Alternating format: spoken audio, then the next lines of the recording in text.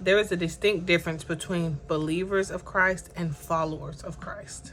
A believer believes based on word of mouth or based on their own experiences, whereas a follower of Christ is obedient. What was the difference between the crowds that followed Jesus and his disciples? The crowd believed Jesus and were open to what he said, yet the disciples actually exercised what they were being taught. I believe the church will continue to be in the state that it's in until we shift from believing in Jesus to exercising that which we have been taught. The Great Commission that Jesus left for the disciples was to make disciples. But how can you make people into something you're not? In order to be a true disciple, you must truly love Christ. And how do we show that we love God, that we love Jesus? We obey his commands. Disciples are not just hearers of the word, but doers. What separated Noah from everybody else in the earth? He was obedient to God.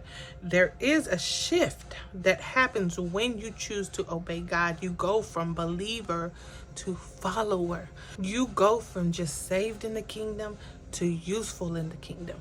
As Christians, we get so stuck on the afterlife, we forget about real life, which God intentionally wanted us to live. Otherwise, we wouldn't be here. And I believe that, yes, we're saved and we have this mentality, if I'm saved, I'm going to heaven. But what about your time here? Who are you going to impact here? Who are you going to influence here? Who else are you going to take with you? Now that you have gained access to heaven, who else will you take along with you?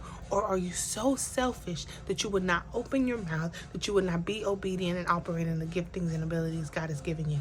It's bigger than who's going to church and who's not.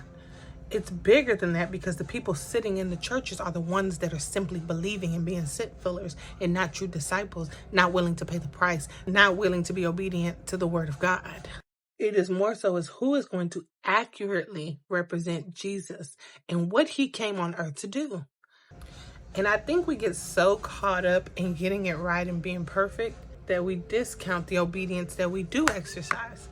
When you do hear his voice, we're not going to always get it right. When you strive to do what you heard the Lord say, the Lord honors that. But I've done enough seat warming in my walk with Christ. It's time to stop being hearers of the word, but doers of the word. The difference between the people who have stories written about them in the Bible and the people whose names is not in the Bible is their obedience. They were all willing to be obedient despite fear, despite the unknown. They had such a reverence and a love for God that obeying him was the only choice they had. Moses, despite his fear, despite his shortcomings, still chose to be obedient to God. Why? Because he loved him so much.